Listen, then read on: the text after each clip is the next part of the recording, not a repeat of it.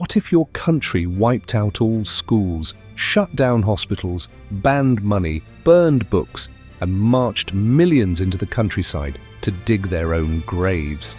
Sounds like dystopian fiction, something straight out of 1984 or the Hunger Games.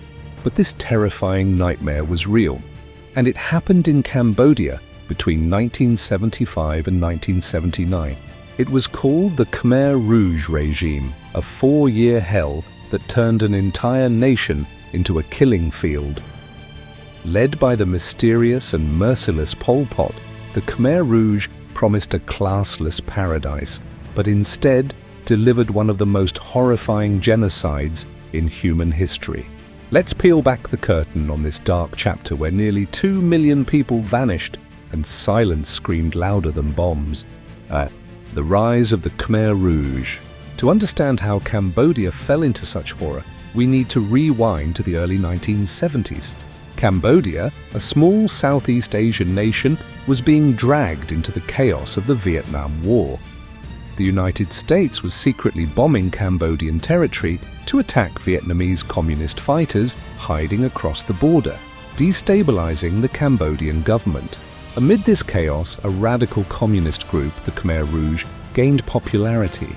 Led by Pol Pot, a shadowy intellectual educated in Paris, the group believed that modern society was evil and the only way to fix Cambodia was to destroy everything and start over. Their ideology: no cities, no schools, no money, no religion, no individualism, just a nation of farmers working the land for the greater good. In 1975, after years of civil war, the Khmer Rouge finally seized the capital city, Phnom Penh. What followed was nothing short of a national suicide. Year 0, the world resets. April 17, 1975, Phnom Penh fell. But instead of celebrating, citizens were met with soldiers in black uniforms and red scarves ordering everyone to evacuate. Why? The regime declared it was Year 0. All history before this moment was erased. Everyone had to start fresh, whether you were a farmer, a teacher, a child, or a doctor. The cities were emptied at gunpoint, hospitals were abandoned, patients were forced to leave in the middle of surgeries. Phnom Penh, once bustling with 2 million people, became a ghost town in 48 hours. People were marched for days into the countryside with no food or water. Many died on the road. Why? Because the regime believed cities were corrupted by capitalism, education, and modern values. Their twisted dream was to create a pure agrarian society. The war on intellect. If you wore glasses, you were probably executed. Why?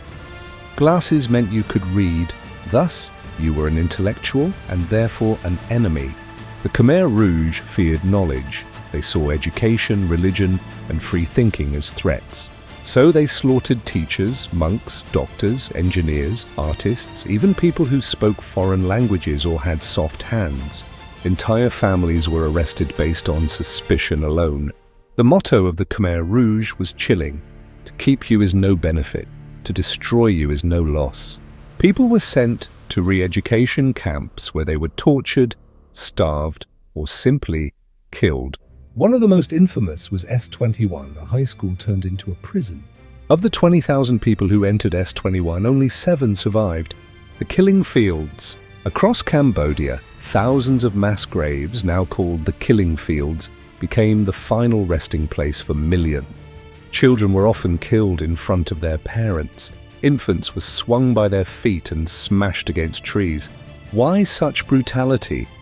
The regime didn't want future generations to rise in revenge. People were forced to confess to crimes they didn't commit. Torture methods included electric shocks, beatings, and waterboarding. Once someone confessed, they were taken out at night, blindfolded, and executed with farming tools to save bullets. From 1975 to 1979, 1.7 to 2 million Cambodians, nearly a quarter of the population, were murdered or starved to death. The Khmer Rouge didn't just commit genocide, they waged war against their own culture, identity, and soul. Life under the regime. Life was stripped to the bare minimum. Families were separated, love was forbidden, and everyone wore the same clothes. People worked 12 or 14 hours a day in rice paddies, often with little to eat. Anyone who complained was disappeared. Marriage was arranged by the state. Thousands of people were married in mass ceremonies, sometimes forced, as part of the regime's social engineering. Religion was outlawed. Thousands of Buddhist monks were executed, temples were destroyed, and sacred texts were burned. Even speaking too much was dangerous. Silence became survival. The world watches in silence. During this genocide, the world remained largely silent. Few countries truly understood what was happening behind Cambodia's sealed borders. Vietnam, once an ally of the Khmer Rouge, eventually clashed with them due to border skirmishes. In 1978, Vietnam invaded Cambodia and toppled the Khmer Rouge in January 1979. But by then the damage was done. Cambodia was left broken, traumatized, and littered with bones. Shockingly, for years after their fall, the Khmer Rouge still held Cambodia's UN seat. Pol Pot retreated to the jungles and remained free until his death in 1998, never facing trial. Justice and healing. It wasn't until 2006 that an international tribunal, the Extraordinary Chambers in the Courts of Cambodia, ECCC, was formed to prosecute Khmer Rouge leaders. But many top leaders were already dead or escaped justice. Pol Pot died in his sleep. Others were imprisoned in old age. And some former Khmer Rouge members continued to live freely in Cambodia, blending back into society. Cambodia is still healing. The trauma of those years lives in the memories of survivors and the silence of the missing. Mass graves are now memorials. Skulls are displayed in glass towers to remind the world what unchecked tyranny can do. Outro.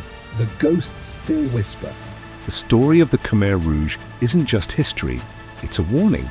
It shows how ideology can become a weapon, how leaders promising equality can deliver death, and how the pursuit of utopia can turn into genocide. Today, Cambodia is rebuilding, its streets alive, its temples restored, and its people resilient. But the scars remain. Every survivor is a living witness to one of the darkest chapters of the 20th century. As you walk through the killing fields, you'll still find teeth, bones, and scraps of clothing rising from the earth after each rain. The past refuses to stay buried, and maybe that's how it should be. Because remembering the horror is the only way to ensure it never happens again. Have you ever heard of the Khmer Rouge before today? Share your thoughts in the comments, and never forget that history's darkest moments are the ones we must remember most.